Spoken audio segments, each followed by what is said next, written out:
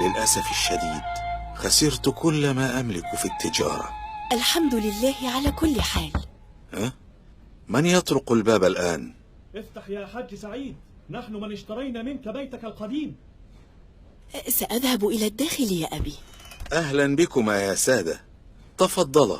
وجدنا هذه الجرة من الذهب في حديقتك، وهي بالتأكيد تخصك. لا، إنها ليست لي. هي إذن لأحد أجدادك، فقد كانت مدفونة في حديقتك. ولكن الحديقة لم تعد ملكي، فلقد بعتها لكما مع البيت. بعت لنا البيت والحديقة ب1000 درهم، وهذه الجرة تساوي 100,000 درهم، فكيف نستحلها؟ هذا نصيبك، ولو كانت من نصيبي لعثرت عليها عندما كنت أملك المكان. اسمع يا سيد سعيد، لن نستحل شيئا ليس من حقنا. خذ. وأنا أيضا لا أخذ شيئا بعد أن بعته. خذ. والمؤمنون والمؤمنات بعضهم أولياء بعض، يأمرون بالمعروف وينهون عن المنكر ويقيمون الصلاة ويؤتون الزكاة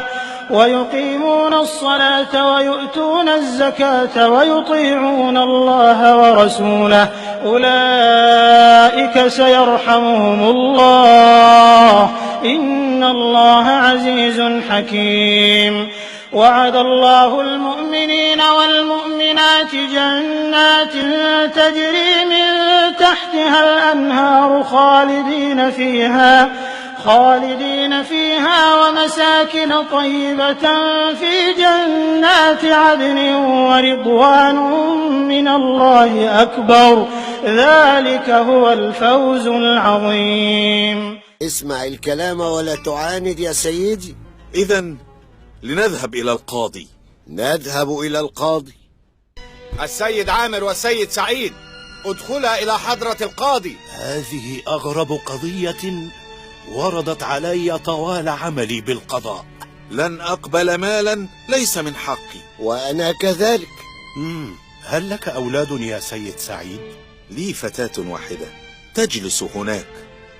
نعم رأيتها. وأنت يا سيد عامر؟ ليس عندي إلا هذا الولد أمجد. هل أنت متزوج يا بني؟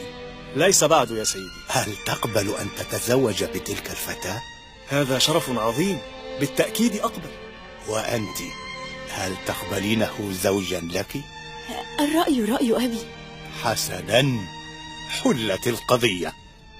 يتزوج هذا الغلام الصالح بتلك الفتاة الصالحة، وأنفقا عليهما من المال وتصدقا.